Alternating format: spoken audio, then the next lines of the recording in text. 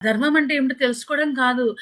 ఆ ధర్మాన్ని తప్పకుండా అద్భుతంగా జీవించే ఆ ఎరుకని మరి పత్రి హ్మ్. సార్ మనకు అందించారండి.